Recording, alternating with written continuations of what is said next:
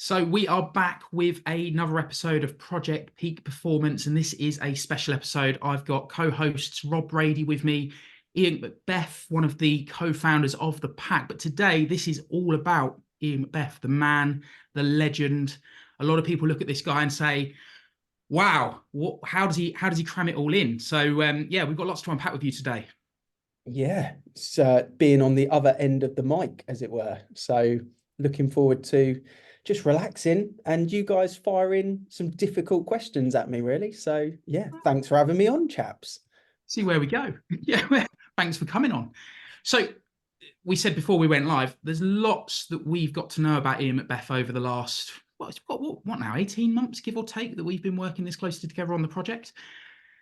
I think one of the main ones for me, being a business owner in the similar environment around the self-employed model of a state agency, you're obviously now diversifying into other businesses as well. Family man, so a lot of, I guess, commonalities. My big question is, how do you balance it all? What is your day to day, and how do you balance it all? I think a lot of people would love to hear that, especially with the ultra running and the marathons and so on. Yeah, I guess there's two parts to that. There's structurally balancing it from a diary point of view, time, and then there's also mentally and emotionally balancing it as well. So there's probably two different parts to the answer. Structurally, I found I found a really interesting conversation that I had with someone that's impacted me a lot, which was having the ability to buy back your time is a reward as a business owner. And that meant that ever since then, I've looked at recruiting in a different way to how I'd maybe looked at it when we first started the company, which allows me to stick to my diary structure. So I think I've shared it before, but I have one diary, just the one diary for personal, for training, and for business. It starts at 6 in the morning. It finishes at 10 o'clock in the evening. And that structure of habits that I put into that diary throughout week to week doesn't deviate. So I've got to do 12 hours worth of fitness work every single week, running, sauna, gym, stretching. I've got to pick up my kids from either nursery or school at certain times, do a school drop off at certain times. I've got to allocate certain personal things into the diary. We have certain things that we do as a family, certain habits.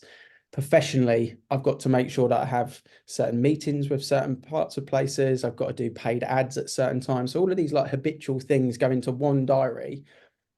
And 40% of my diary is structured, it's just set. And then 60% for new stuff, new appointments, new meetings. But that 40% makes a huge difference to organization because although I can move a run from 6 a.m. to 6 p.m. if I needed to benefit the diary, it will always happen in the week, even though it could be moved. Ideally, I don't want to move it.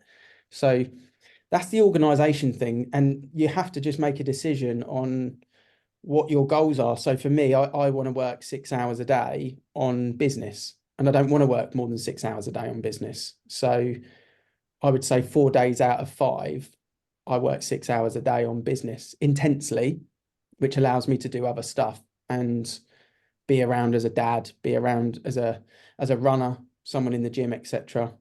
But then emotionally, obviously it's different because you are being pulled from pillar to post. So you have to work through some different things mentally to be able to be disciplined, capable, and able to kind of keep all those plates spinning, really. But that's the structure secret for me that works. I've got some spin-off questions, but anything you want to touch on there, Rob? Has it Before I always dive. has it always been that way for No, you? no. What was the changing moment for that? Like why did you The like changing moment was at the point that I stopped being an estate agent hmm, and trading as an agent and started to run the avocado business. So we went through a 6-month window of effectively getting me off the tools so that I could do the stuff that I was really good at, which was running the business, helping the agents, doing the marketing, improving the brand, and looking at business strategy with other things, and moved away from being an estate agent. And to do that, I kind of had to well, fortunately, I was able to restructure because I was no longer B2C. I was B2B. And when you're B2B, you can work in diarised parameters and people are aware your diary's not available at the drop of a hat. Whereas with a seller or a buyer or a tenant or a landlord, you're available when they say you're available within reason. So that was the trigger point. And I actually worked with an action coach, funnily enough. I worked with an action coach for about 9 months on that process and became accountable to him. Worked on the structure, worked on value. We did this kind of chart where we looked at skill versus time and then boxed it out. What's a £10 an hour job? What's a £500 an hour job? And looked at all of these different boxes, and that helped with the allocation of the diary and what I did and didn't do and who we bought to buy back time so that I could focus on the higher end jobs. And that was the trigger moment, really, coming off the tools, I would say, Rob. And was that as well in personal stuff? Because you said, like, you know, blended the two, your one diary in all of it. Was you quite disciplined in your family life, your structure, your fitness and stuff like that? Or was it actually at that moment you were like, oh, I need more structure into my training program to achieve my ultras and stuff like that? Yeah, do you know what? I think it came in, I think it coincided with it a little bit. And training wise, I've always gone to the gym just because I like going to the gym and I want to be in shape, but I've never really gone to the gym to push the boundaries. And prior to maybe 3 years ago, when I started ultra running, you know, running further than marathon distance, properly got into it a good sort of 3 years ago. I was kind of I'd just float with it. You know, I'd go to the gym sometimes, there wasn't set days. I'd run sometimes, wasn't set days. And, you know, me and the missus would go out for dinner sometimes, wasn't set days. So everything was a bit more blasé. And definitely pre-avocado, it was that way as well. And definitely pre-kids, you know, from a training point of view. But something just happened after lockdown and after avocado, where I just went very, very focused on these three different things that were really important to me in life. I spoke about it before: health, family, and wealth. And that really just channel focused what I was trying to achieve out of each of those three different parts of my life. And nothing else really mattered. And I thought, if I'm going to do ultra running, I might as, and if I'm going to commit to it, I'll do it properly. I'll do it to the best I can possibly do it. And if I'm going to be a business owner and build assets and get involved in stocks and shares and companies and property, I'll do it to the best I can possibly do it. And if I'm going to be a family man, as soon as I had my 7-year-old, my kind of firstborn daughter, I'm going to do it the best I can possibly do it. And the same comes to obviously relationship as a husband, really. So something happened in my standards, I guess, in my mindset 3 years ago, 4 years ago, where I just went, why live life 6 out of 10? Just give it everything to be 9.5, 10 out of 10 in all areas, really. And that piles a lot of pressure on you, but it's kind of I've always quite liked pressure. I've always quite liked responsibility. So I'm quite okay with it. Interesting. You've shared this structure, and I've written down, so 40% of your diary is structured. You allow 60% for that free reign, you know, meetings that might be ad hoc, whatever else. And I appreciate each day will vary, but just to give people watching and listening some context, what would a typical 6 a.m. to 10 p.m., you know, not all the nuances, but what would a typical day in the life of look like for you then? Yeah, a typical day, get up with the kids We're getting up at 6. we're normally getting up around 6:30. Yeah. So we're normally getting up around 6:30. There's a couple of days in the week where I'll get up at 6 to go running at 6:30, which is why it starts, but not every day. So some days I'm running at 6:30. Some days I'm up with the kids at 6:30. And, you know, we normally chill out in bed for 15, 20 minutes, you know, just the four of us, just coming back to life as every normal family wants to do, having a bit of fun, you know, the kids jumping on, just enjoying being a family, then go downstairs, breakfast, you know, do the general domestic related stuff. We always try and sit down at the table together. So I'll have my Space Goods hot chocolate. The missus will have Love that action first thing in the yeah, morning. Yeah, that's me. I'll sit at the end of the table. The missus will have a cup of tea. The kids will have breakfast, start getting ready for school. And typically speaking, I'll get one of them ready. The missus will get the other one ready. And then I'll do a nursery run, or I'll do a school drop off.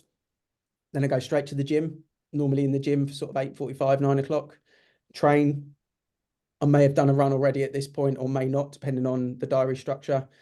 Always do 45 minutes worth of stretch or weights, depending on what day it is. Always do 15-minute sauna, shower, and I'm in HQ for about 10:30, typically speaking, sometimes 10:45. And that's the morning. And then in the next 6 hours intensity, call it sort of 10:45, 10:30, 11 o'clock for the next 6 hours before tea time, I'll be doing content related activities, paid ads related activities, website development stuff, coaching calls. I could be doing P&L business strategy, talking to an accountant. Just before this, I'm talking to a new set of business owners that are thinking of potentially kind of merging and joining forces with us. So we're doing a presentation, if you like, to different people of a range of different stuff that normally revolves around marketing or business strategy in some fashion or another. And then I'll leave the office about 4:30, 5 o'clock, get back for tea. Kids go to bed at 7. So that crazy hour of like 6 till 7 where everything goes mental. Mrs. is trying to wind the kids down. I'm trying to turn them up and have fun and pillow fight and turn into WWF and whatever it may be, the opposite of what she needs. And then at 7 o'clock, it's a bit like, everyone's gone to bed, and I may do a little bit of work if I need to do catch up. Typically I'm on top of it. I don't need to. Me and the missus will have a little catch up, a bit of us time, and we normally watch something on telly between sort of 8:30, 9 o'clock, head up to bed, asleep for 10. That's a standard sort of Ian day, if you like. And yeah, it allows me to do everything proactively that I want to do and be on top of all of the different sort of 3 parts to my life that I'm living. Love that. Love that. I think, you know, Rob was nodding at the same time I was when you mentioned the 6 till 7 chaos hour, because I think every dad in the UK, probably the world, has the same process between 6 and 7. It's like, right, let's hype you up as much as possible. And the mum's trying to bring them back down again. I think it's something we spoke a bit about on a few of the podcasts on this, but the importance of parenting, you know, I'm really, really banging this drum at the moment, the importance of parenting, because I'm a bit of a people watcher. I'm a bit analytical, and I do see people taking it for granted sometimes, and it frustrates the life out of me. And I just think the way the world is evolving now, we may get a bit deeper, I don't know, but the way the world is evolving now with technology, with social media, some of the bloody problems that are going on, you know, some of the horrific things that humans are doing to other humans.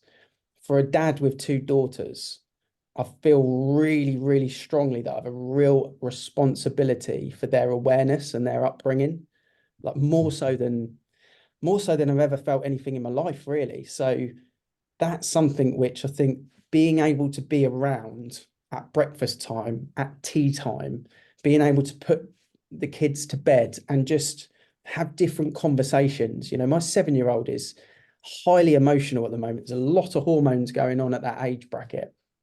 And she needs parameters and fundamentals set in her life at this point. And that is my responsibility as her dad and her mum. I don't think a lot of parents do that. And, you know, that's something that I'm really big on at the moment, you know, mobile phone time around the kids and just giving them the right fundamentals in life, because nothing scares me more than my 2 daughters being vulnerable in a situation and I haven't given them, you know, the information, the education, or the characteristics that they need to be in that situation. So that is a real big thing that I'm kind of really, really researching and looking into and trying to be the best I possibly can at that point, really, at the moment. It's interesting, bearing in mind for those listening and watching, yes, we might be part of the pack, but before we hit record, Ian made it very clear nothing was, you know, untouchable on this conversation. But we'd also not pre-prepared it. We hadn't discussed it. Ian asked us, have you prepared any questions for me, lads? And we both went, look, we know you well enough just to flow and ask questions as we go. But one of the questions I had written down as this conversation unraveled is one that you've just answered without knowing it was coming in. It was, what scares you the most? What's your biggest fear? And you've shared that in connection to the future that your daughters are going to live. Yeah. Would you say that that's your biggest fear, is being able to Yeah. shape and help their future. Absolutely. And that could be in a situation where they're in a professional environment and they want to climb the ladder, but they don't feel confident to climb the ladder. Or it could be a situation with a guy and it's a difficult scenario. Whatever it is, from one sort of side of the spectrum to the other, I just feel that I just want to give them as much information, support, and character building without overpowering them that I possibly can. And it's a hard balance because none of us have the answer. We don't know. There is no like playbook on being a parent, really, because every kid's different. Every individual that's being the teacher or the guardian is different. So yeah, that's the big fear, is that you've only got one chance with one person, haven't you? If you do that wrong and they're 16 and you fucked up, you got to live with that for the rest of your life because you fucked it up. So that's the big fear, definitely, more than anything else. Something I've learned about you, Ian, over the period of time we've worked together is, and you've said it earlier in the recording, when you commit to something, you go all in. You have to go all in. There's this personality trait you've developed over time. It's probably inherent in you, but you've become more aware of it over the last few years, that when you're in or you're out. How does that work? Because you mentioned earlier that as time's gone on, you've learned to buy back time, and you've worked on this buying back time. So for someone that goes all in, I also learned about you that you like to have an element of control over what's going on, not in a dictatorial way, but in very much okay, what's happening with this, so from the point of view of buying back time, that's obviously having to then delegate, that's having to bring people into the fold and take things off of your plate that you need to be able to elevate and do other things. How have you found that transition? How have you found the delegation piece, and having, I suppose in many ways, having to trust people to do things to your standards and to the level that you do them? Yeah, matured, but I was running £1 million estate agency office at 21, and I'd only been in the industry for 2.5 years. And even at that point, I was setting that office up to operate without me. And the whole time I was in that career at my former employee, I would always tell the staff, the people around me, my job is to make this team operate better the week I'm on holiday, or ironically, make myself redundant. That was the narrative I told each team. The irony. The irony, yeah. I should be the least important person in that office, because if I'm the least important person, even though I may be the best agent, but if I'm the least important, then I've done my job as a leader, as a manager. And in an estate agency, it's very, very rare that you have those characters that do that. They become the manager because they were the best valuer. They were the best agent. So they get the 10 grand promotion, they get the title, but they're shocking leaders. They're shocking managers. That breaks the office 9 times out of 10.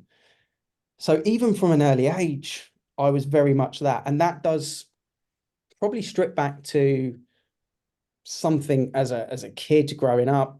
Oldest brother, mum worked on the airline, so she was away quite a lot, had au pairs. Mum and dad split up when I was 4 and my brother was 2. Probably took a bit of a sort of leadership role in the household at that point, till my mum met my stepdad when I think I was about 10. Bit of a battle of kind of power at that point, from 10 to 20, of kind of another man in the house, and something went on around there probably somewhere, but it's not something that I've developed from 25 to 35 or 30 to 40. It's always been there from the early days of being in agency. Even with a trainee as a negotiator, when I was a senior neg and I'd have a trainee, I weirdly, I'd get off on seeing their success. Like, if they won an award and I trained them, I love that more than me winning an award. So You're therefore an instinctive leader, right? It's that, you're not going to say it yourself because you're a humble guy, but that is instinctive leadership. You want to see other people on the pedestal. You want to see other people winning and succeeding. That's instinctive leadership, which is admirable. And it's obviously it stems from things that have happened in childhood. Interesting segue here. I was put onto the Sidemen story. I don't know whether you guys are familiar with the Sidemen. I only became familiar with them 6-7 months ago.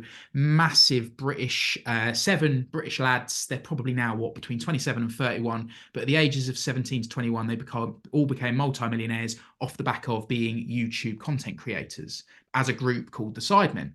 And someone mentioned it to me the other day, like, you should watch the YouTube, the Netflix documentary. Fascinating.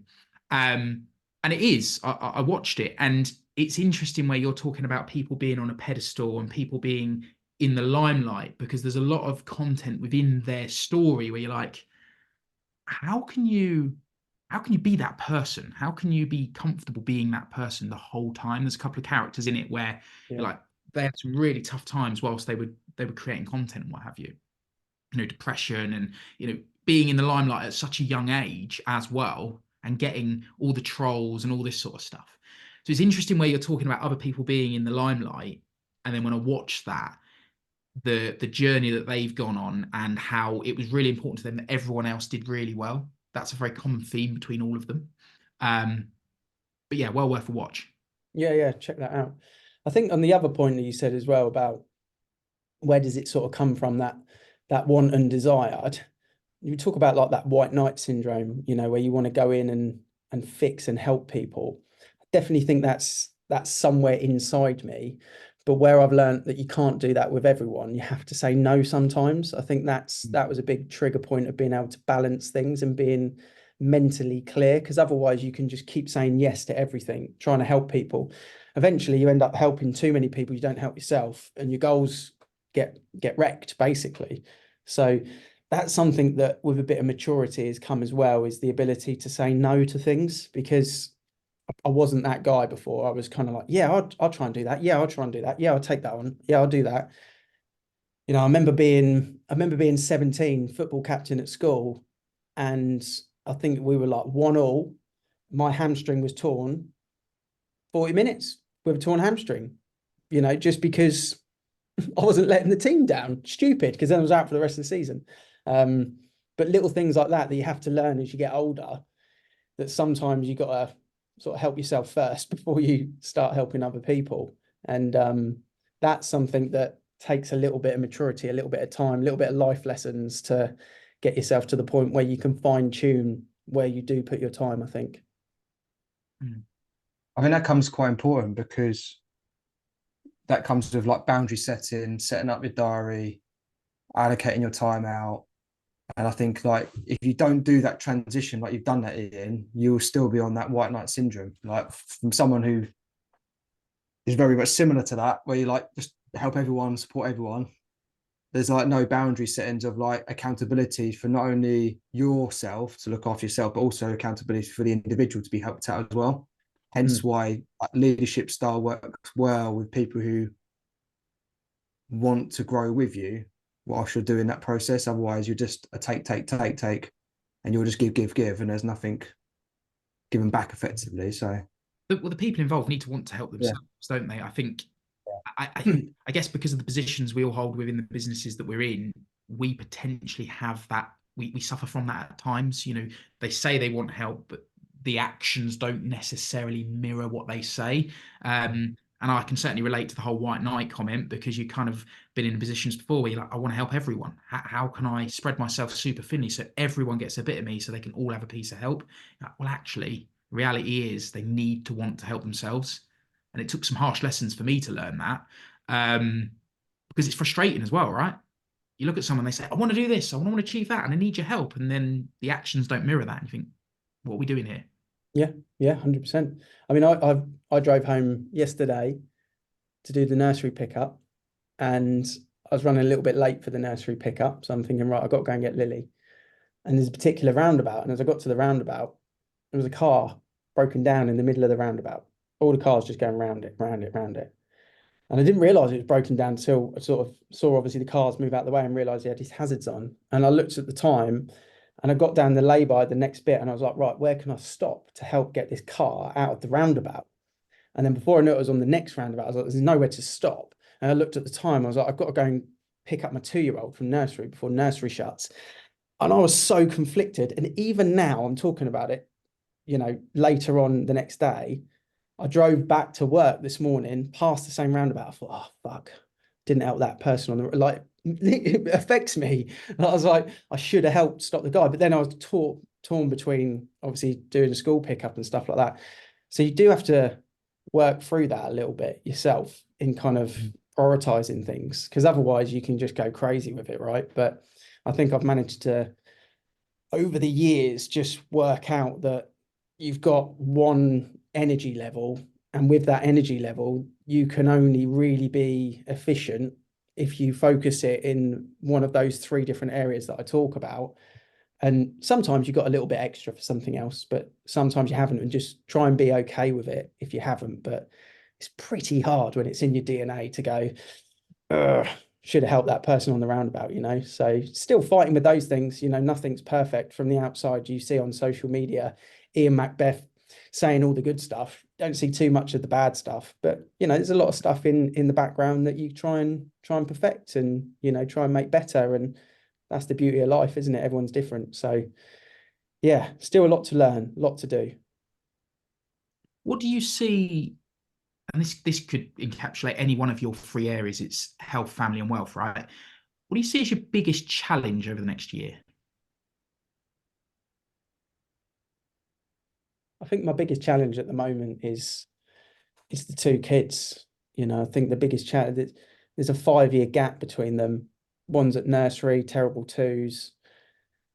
She's got she's got 15 months before she hits four. And they do say, don't they, at the point of hitting four, 80% of their behaviors are ingrained. So I'm very aware of that. She's naughty as well. She's cheeky like me, looks like me, behaves like me, lively like me. So that's one thing that is I'm very aware of this year. And then the 7-year old, super emotional, going into key stage 2 next year, just trying to understand social dynamics. She was born premature, so we really, really wrapped her in cotton wool from an early age, me and my wife, which means she's a bit extra sensitive.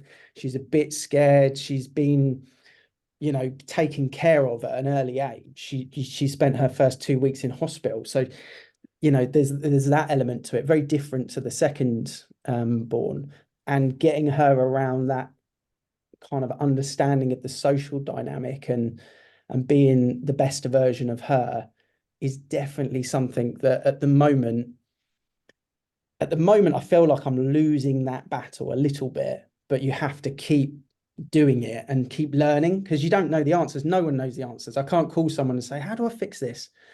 So that's probably the biggest battle. If I'm honest, the running stuff and the fitness stuff and the business stuff, I'm in control there. I've got good structure, good systems. Yes, there's stressful times, but I'm in control. I've got good people around me, good coaching, good setup, good infrastructure.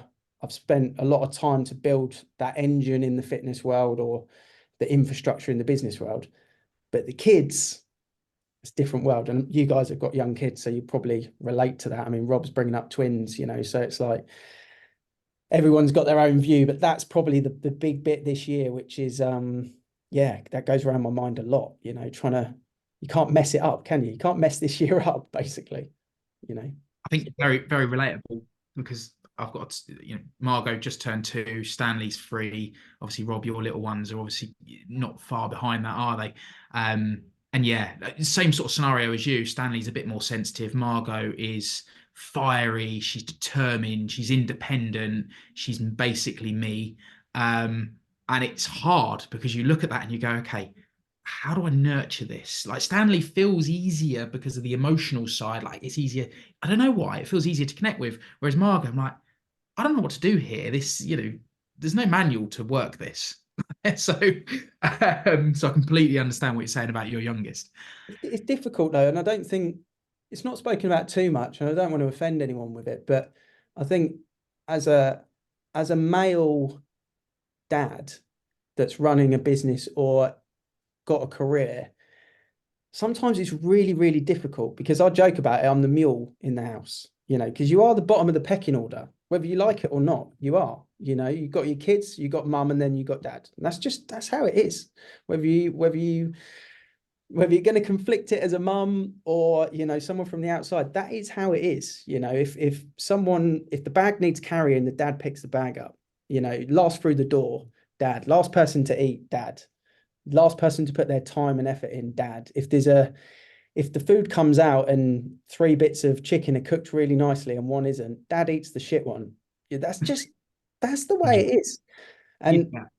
and that is quite difficult sometimes. But at the same time, you have to be okay with that. And you almost have to embrace it as a provider, a protector. And it's not a girl versus boy thing, it's just the way life is. But it's also very difficult for sometimes us as dads to go from being in an authority kind of built career place of, running businesses or running teams. And then you flip into that different scenario, you talk last and you do the last thing. That's quite a difficult balance as well. And I think probably a lot of people struggle with that. And if you're not able to observe it and be aware of it, it can be really difficult for a lot of dads out there. I think that's why a lot of dads struggle sometimes, to be honest, as well. So that's something that you constantly battle with, and you guys will have your own versions of that. But not a lot of people talk about it, but I think it's something that probably should be spoken about a little bit more as well. And hopefully it's It's not too controversial. But masculine energy effectively that you are providing. You know what I mean? It's like the front of the pack. Like if you're looking at things like eat first and stuff like that, but actually how we are, the social dynamics of it is like what you said, Ian. 100% get. I 100% get that. That element of being at the bottom, but also being at the front.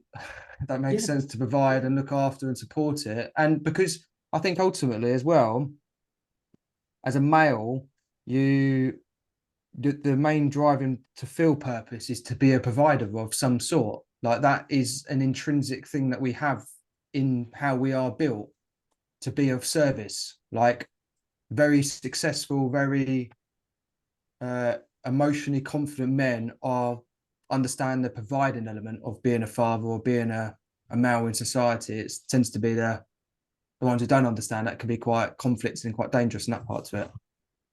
I've got yeah, a question to you. yeah, go for it. I'm going to throw in. So I know I've spoken to you in the past about on previous podcasts. Yeah. You're running and you're ultra running now. Like you're now eighth into 10 weeks worth of running marathons, back to back weekends, yeah? Yeah. Like, and I remember having a conversation with you a good few years ago, and you'd just done the London Marathon. I think you were frustrated. You were over a 4 hour mark, and your goal was to try and get under the 4 hour mark in your next marathon. And that was only like 3 years ago. And now you're sat here doing multiple marathons and ultras. And, last year you did that 100 one and you missed out on it and you went back and went redemption. Right. A lot of people would be success in thinking, I've done a marathon and like that's a life achievement. What took you from that step for going like, okay, like I've run a marathon, I want to get a sub 4 now Ian Macbeth 3 years later that like pretty much eats marathons for breakfast Every like day. every day. Like what I was interested to know is from a fitness perspective, we talk about obviously about performance and health and that element to it. What made you go from that step of going from just marathons to then actually doing ultras and doing these sort of challenges and running more and more? I'd never want to make the mistake again of being sat in my comfort zone. Yeah. So where I was before, where I kind of climbed up the career ladder, I just got in my comfort zone. It was easy. Like being an agency director was easy. It was too easy. I'd had it was all set up. Everyone was profitable. My offices won every single year. My staff were the best staff. It was easy. I played a lot of football manager in the upstairs office in the day. It was easy, like honestly. And I was a bit overweight, wasn't really big on my diet. This is pre-kids, you know, sort of late 20s, that sort of age bracket. And then obviously redundancy happens, slap in the face, game changer, while I just exchanged on the new family house. I got made redundant on exchange before completion, house that needed a full refurb. Just put all my savings into the deposit for the house and plan to spend the next year obviously doing it up. All of a sudden, no income, savings in the house, can't pull out of the house, big hefty mortgage. I was like, comfort zone, you know, what a crap place to be. But it felt comfortable, it felt nice, it felt easy, life felt easy. So then in that situation, you can't ever be in that again, because I was like, wow, now you got to find a way, you got to start again. You got to do it all again. So never be in the comfort zone. And I've just pulled up my notes actually, because I put a lot of my notes for each year. I set my kind of 3 goals in each of those 3 sections. But I also set life goals, which was years and years ago. And I've got change the family tree future for next generations. So that's a big one of the family, change the family tree financially. Try and be the granddad that people remember in 5 generations' time, rather than just a tombstone, if you want to be really kind of dark with it. But then I've also got physically challenged my body above its abilities every year. So I've made a commitment to myself around that time, 2019, 2018, to every year be another better version of myself. So be a better marathon runner, be fitter, be healthier, and be stronger and be faster. So that's the comfort zone. I can go out and run, you know, and do it at kind of 6 out of 10, like we spoke about before, or I can try and do something exceptional each year that's different. This year is doing 100 miles point to point rather than doing it in a relay. So self-sufficient rather than having a camp to run round. And that means it's just me and my backpack for 100 miles. No crew every 5 miles, you know, couple of aid stations, no friends, no supporters, just me and the Thames Path, point to point. That's the big one for this year. And then I've got a 5-year plan to get into Badwater 135, you know, the race that made David Goggins famous. But to do that, you have to show that you can run 100 miles point to point for 3 years in a row before you can even qualify for that race. So this is year 1 of that 3-year plan towards that big one. So yeah, in a long-winded way, comfort zone. Never want to be in a comfort zone. And running is bloody uncomfortable. And if you do it within your own parameters, you can go backwards. You know, if you take 3 weeks off, you can go backwards. If you take a month off, you can go really backwards. So you have to stay at that level, or otherwise you're back to square one. So you have to keep pushing forward. And that's what I love about running. And there's always someone that's better than you and faster than you. So the competitive edge to me as well, that's also quite appealing, you know, because can I be better than X? Can I do X? You know, so there's that in it as well. Post to run on Strava, and then you go there to go and look at everyone else's, and you're like, "Fuck you! I'm gonna like," you know, you've done a really good run. You're like, "Oh, fuck off!" I've got a guy I follow who's like a Royal Marines military commander trainer, so he always posts stuff. So you think, "Oh, I've done a good run," and then you go on there, and he's like, "I run a marathon in like 2 hours 27 minutes," and you're like, "Yeah, whatever." So I get that part to it. Well, and how is that? So a couple of things I always hear from a coaching perspective. One, I don't have time, which you've covered a lot within that. It's like allocate your time, structure it out.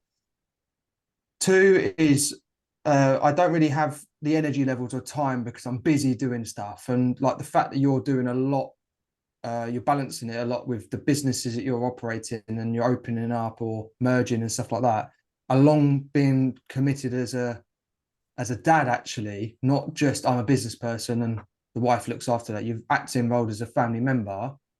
Like, how do you maintain your energy levels to be able to go and do those running levels compared to maybe someone who says, I haven't got that, I can't go out and run, I haven't got the energy, I run a business, I look after my family. Like what's been as you've evolved into that part, you've talked about the structure of time, but what do you do, would you say, health wise or nutritional wise, that's actually helped you with those energy levels?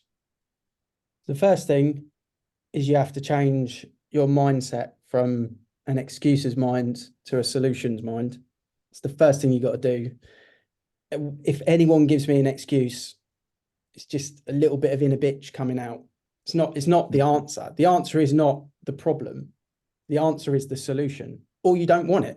So I will help someone if they're an excuse person to try and make them think solution based. But if they keep repeating the same thing time and time again, I'm not the person to help them. I'm not a psychologist. I can help people with training, but you have to change your mindset from excuses to solutions. And once you start just thinking about solutions, everything just comes a lot more fun. That phrase like trust the process, or it's not the destination, it's the journey. These things are true if you have the right mindset on the journey. You enjoy finding the problems, the solutions, and that's a big part of it. But and that's time. That answers the time thing. Everyone's got time. We've all got 24 hours. I've got 24 hours. You've got 24 hours. So if you haven't got enough time, that's your problem. It's not my problem. It's your problem. So fix it. The only one who can fix it is you. You run your diary. You say yes or you say no. So fix it. And as harsh as that is, people either just want to do it or they don't. If you don't want to do it, then why are you bothering? Take it out of your life and focus on something that you do want to do. And then you'll say yes or no, depending on whether it affects your goal. It is that simple, but it is a mindset thing that you have to change that habitually. And then from an energy point of view, as you get older, you realize you can't eat certain things. You can't drink certain things. I quit drinking. Not that I was a big drinker anyway, but I don't drink. Haven't done for the last like 14 months, really. I've probably had like 3 or 4 days where I've drunk. I just don't need it. The benefit of drinking doesn't outweigh the hangover. So why bother? Because I'm like, I'd rather have a normal night, not a drunk night, and not be hungover for 48 hours. So it just doesn't outweigh it. I don't need it. I don't need it in my life. I don't need that as a de-stress. I'll just go for a run if I'm stressed, or go to the gym or have a sauna. Does the same thing. But then in terms of the health and the energy, I'm really into the nutrition aspect of it. Like what you put in your body impacts you, massively. And especially in offices, agency officers or professionals, the meal deal crashes. You just see it, it's 3 o'clock, can of Coke, sandwich, Mars bar, 3 o'clock, you're dead. Like it's just gone. They're not in the room. Because they've just filled their body with all of this stuff. They're crashing, they're slow.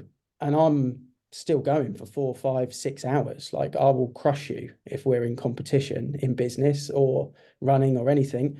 Or if you're an employee of mine, I'll try and help you because I don't want you to crash in my environment. So that's a big part of, or a business partner or a friend or whatever. I try and help where I can on that basis. But that's a big part of it, is what you put in your body, and just sort of learning that, really learning and understanding that part of it. And it all comes back down to that big thing. You're either disciplined or you're not. You've either got the discipline to stick to the rules of the game or you're not. And that's life, basically. The more disciplined you are, the more freedom you get, the more happiness that comes.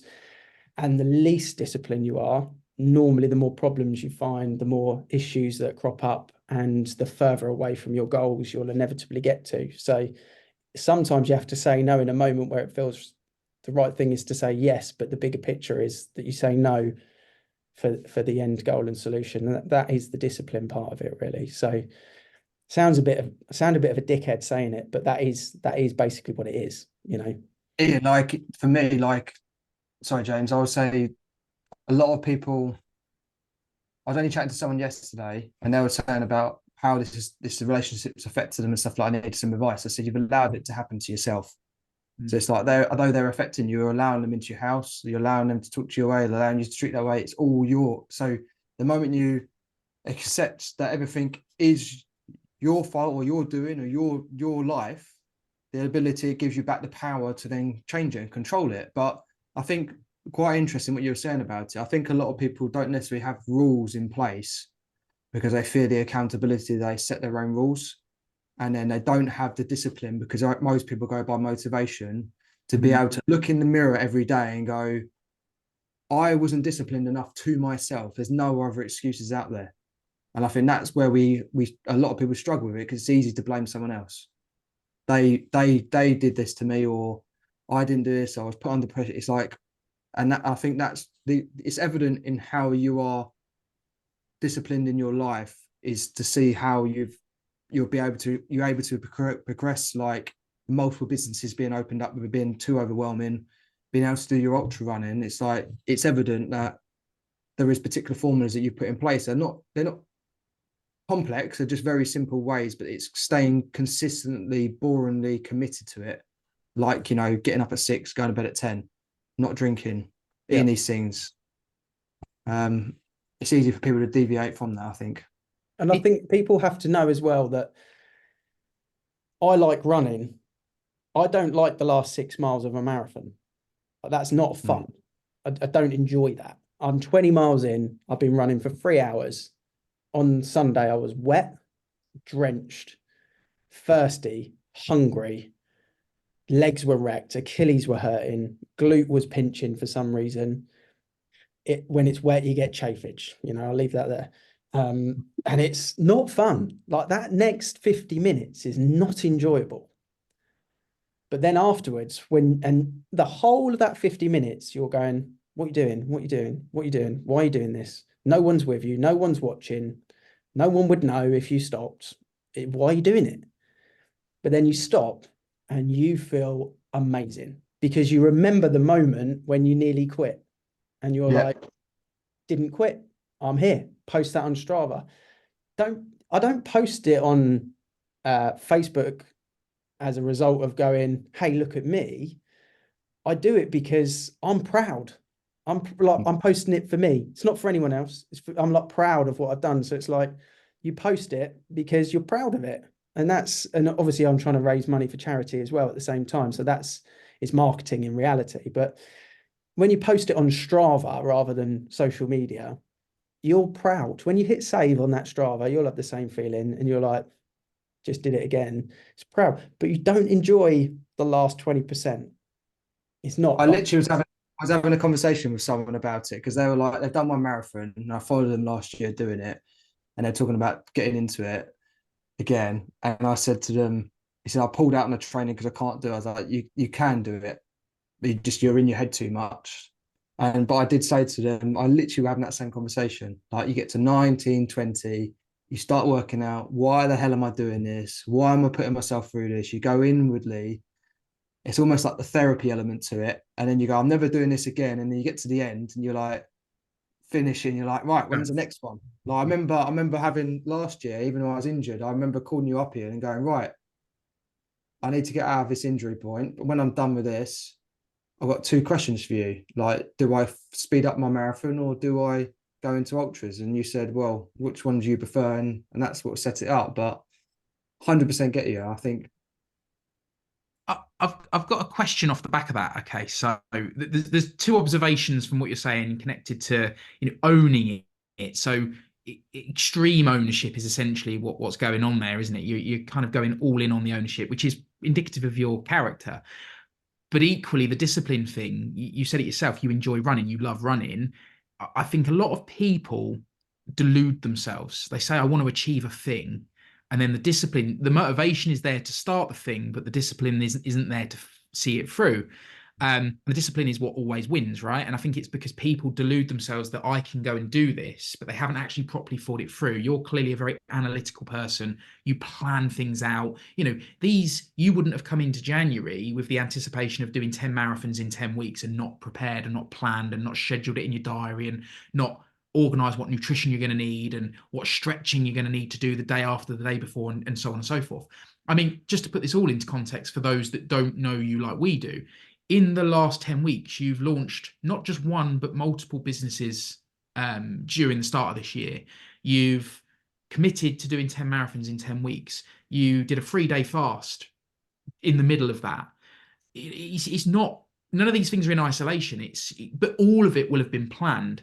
And I think that's where people need to understand that a lot of your success is quite obvious that it comes from how well you prepare. It's not necessarily the delivery.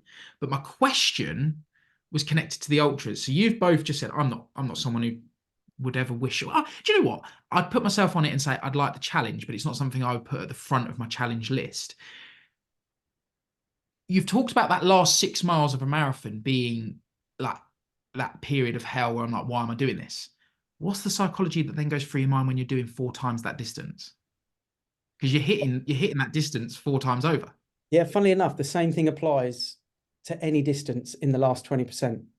So it's literally, so you can get through. So here's the psychological piece. And I had a feeling you were going to say something like that. So from a mindset point of view, if you were to be able to go on a marathon, and I know this is like a complete psychological twist, right? But if you were to go on a marathon and say, right, I'm going to run 40 miles today, not 26, would you think you would run the 26 faster and more comfortably? You would know what you're capable of doing on the 40 miles, and then you would, in your Adjust. head, you would get to about 32 miles and you'd start to feel the pain. So, and it's funny because on some of the runs that I've done this year, like one of my mates is getting ready for his first marathon, and he had 18 miles in his plan, and he wants to do a sub 4 hour marathon. So we're like, right, you need to run 9 9s. And I was like, I'm running on the weekend my marathon, so I'll do 18 miles with you at 9 9. I'll pace you for 18 miles at 9 9, which is a little bit below my standard speed, which actually makes it a little bit harder. But because he was really struggling from mile 16 back to the car, I suffered with him because I was trying to help pull him through. He went a bit quieter. I was talking him through, and all of the metric and all of the conversations were, we get to the car, we got a mile, you got 5 more minutes, give me the last bit. We get to the car, my body thinks I'm stopping because that's what I've just been going through. You've been conditioning him. Yeah. The next 8 miles were horrible on my own. And it started raining as well straight away. So I was like, oh, fuck this. But you finish it off, you do it. And do you know, one of the things that I talk about competitive, again, I'm happy to talk about these things that people are thinking that don't often say.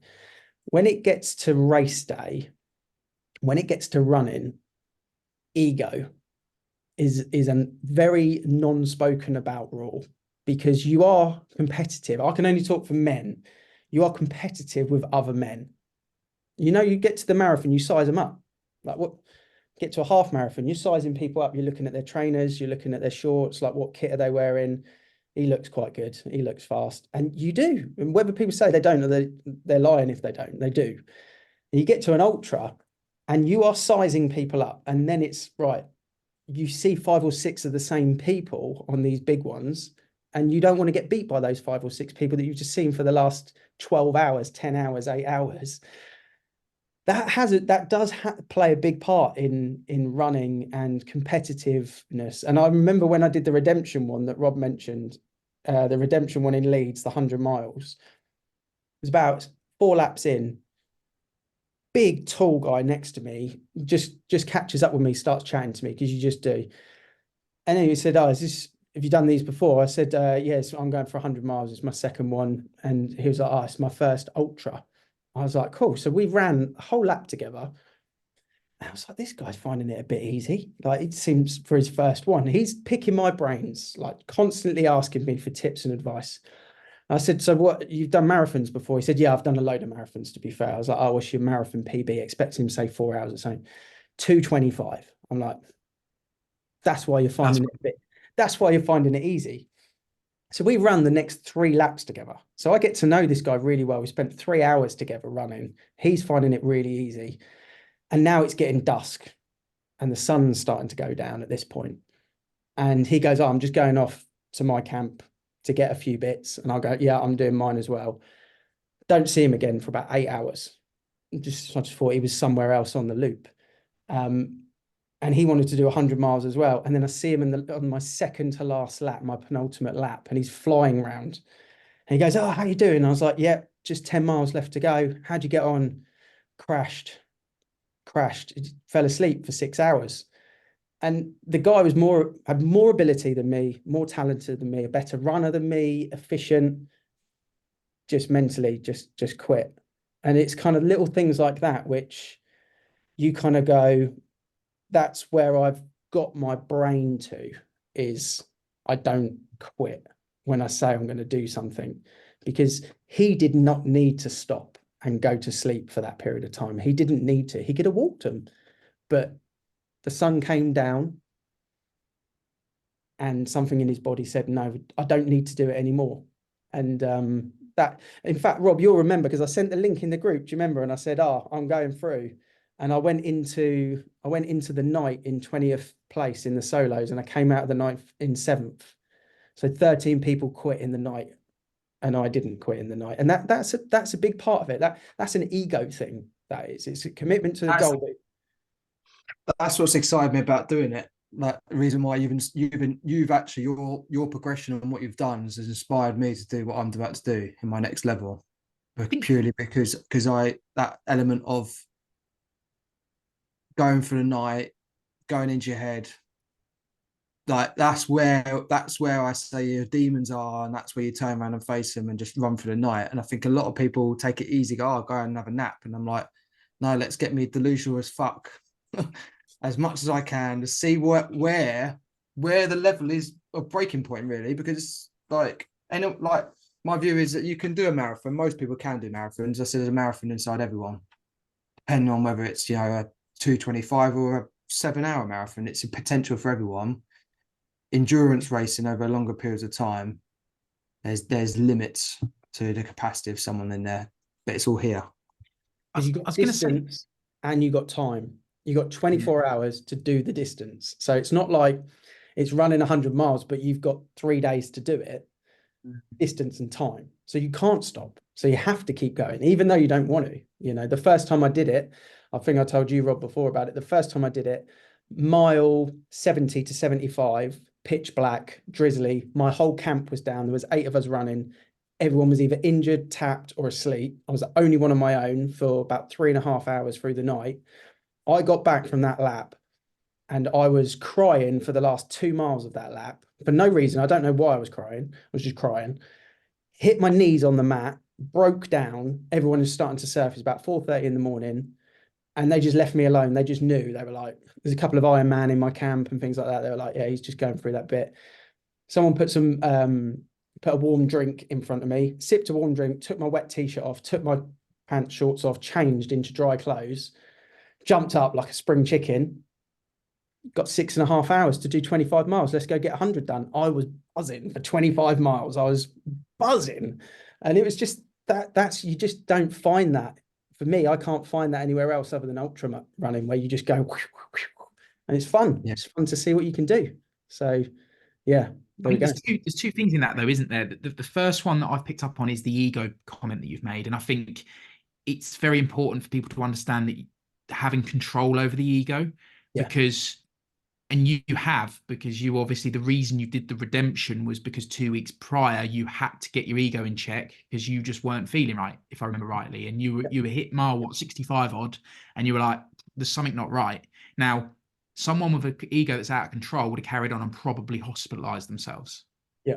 So it's really, really important that people understand that it's being able to control that, having the self-awareness to have the ego in check. Because I think ego has this connotation of being a bad thing for a lot of people, and I think if it's under control, it's a powerful thing. If it's under control, I don't think many people can succeed at the levels that you're attaining to, for example, and certainly all of us are looking at and going, you can't necessarily get there without having some form of ego-led approach.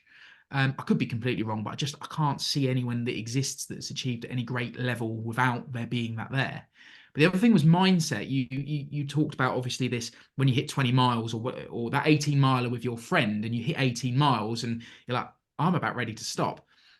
It just shows how powerful the mind is, in so much as you've been telling your friend, you've been coaching him. So essentially you've been telling your subconscious that you're doing the same. Yeah. But equally, how powerful that can be then in reverse. And I think that's the big thing that gets missed, is that people get caught in these traps and these spiraling, out of control with how they feel about a situation, or because they continually fuel the negativity. They're continually fueling, I'm no good, or this is never going to work, or this relationship is destined to end, or this, I'm not capable. And all the while they're fueling that self-conscious. But if they could reverse all of that, then I believe the mind will then carry them to a place where they can achieve. And the thing on it as well, James, is think about taking that analogy into a relationship or into a business partnership. If you're in a business partnership with a business partner that's goal is 18 miles and yours is 26, and you spend 18 miles working together to get to mile 18, but you've still got another 8 in your mindset, in your vision for that company, there's a misalignment, there's a problem that's about to happen. In the same way with a relationship, if you're going through aligned on 18 because you're bringing yourself backwards in your aspirations, your ambition, or whatever it may be, and you get to mile 18, there's a problem. So you have to be aligned in family, business, fitness with the partners and the team around you, or you're setting yourself up for a problem. Mm. And it's really, that's communication, and it's knowing your vision, your goals early on, or otherwise there's a problem. And that's the big breaking point for a lot of families, for a lot of relationships, and a lot of business partnerships. It's because they don't communicate whether they're at mile 18 or 26 in that analogy. Great analogy, yeah. And it's a big problem, it's a big problem for a lot of people. So you've got to set the goal out, and you've got to know the distance, the speed, the nutrition, and the vision, and you've got to make sure you're all aligned, or there will be a hiccup at some point in that relationship. Sound advice. And it's a good analogy, really good analogy. I have one more question. I appreciate we are close to the hour mark, but there's lots of gold in this, and I'm pretty sure the listeners will be getting a lot from it. My final question, I don't know if you've got any more, Rob, but you recently turned 40. You are a long-term thinker. You like to plan out what's going to happen ahead. 10 years from now, 50th birthday. What does the last 10 years look like for Ian Macbeth? What would you look back? How would you look back on your 59th birthday, 50th birthday, bloody hell, and go, that was a cracking decade? The goal is to be retired. The goal is to not need to work. So the goal is to be financially free and able to enjoy my retirement doing what I want, how I want to do it, and tick the bucket list. I didn't travel in my teens or my early 20s. I went straight into work. So I need to be fit and healthy so that I'm alive. I need to be at one with my family so that I feel I've done right in the next 10 decades. Spoke about the importance. One will be 17, one will be 12. I need to have a strong relationship with my wife so that in the next decade, we're able to do those visionary things together, get to mile 26 together. Professionally, I need to be in a position where I can retire, or I have retired, depending on where we sit with the business at that point. I'm either out of it or in it, depending on whatever the level looks like. But I'm full of energy and able to kind of enjoy the rest of my life, basically. So this decade is arguably my most important decade of my life for family, for fitness, and for wealth, for those reasons, because otherwise mile 26 is not achievable. And that's what it looks like when I turn 50. Probably won't spend it in Vegas like I did for my 40th. But I've got a lot of things that I want to do. I've got a lot of places I want to see. I've got a lot of things I want to experience. I've got a lot of cultures I want to experience. I don't want to experience holidays when after 50. I want to experience living in that place. It doesn't mean I'm going to live there for 6 months, but I want to go somewhere for 2 weeks and experience the non-touristy commercial part of how the rest of the world lives. Mm-hmm. So that's the visionary goal for kind of 50, is build it up in this decade to allow me to live that life, as long as I want to live it, really. So yeah. Nice. What a place to end. Great place to end. Enjoyed it. No idea where we were going to go with this one, did we? There we go.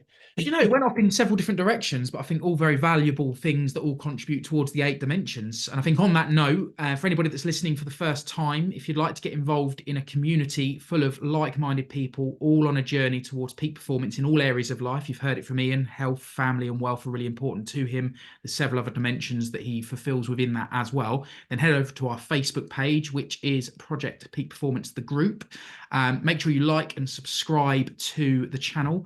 And if you've enjoyed this, please leave us a review. But until next time, that's Ian Macbeth, Rob Brady, and James Humphries-Stone. Thanks for taking part. Cheers, everyone. Em.